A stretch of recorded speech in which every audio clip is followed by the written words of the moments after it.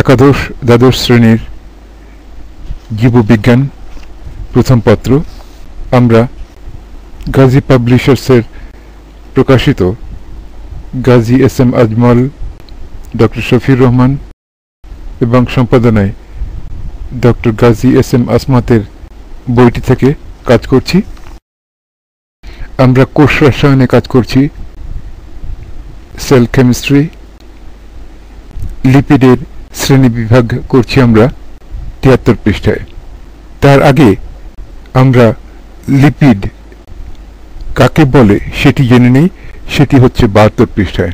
Lipid LIPID বা স্নেহ পদার্থ কার্বন, হাইড্রোজেন ও অক্সিজেন সহযোগে গঠিত ফ্যাটি অ্যাসিড ও গ্লিসারলের এস্টারকে ফ্যাট বা লিপিড বলে।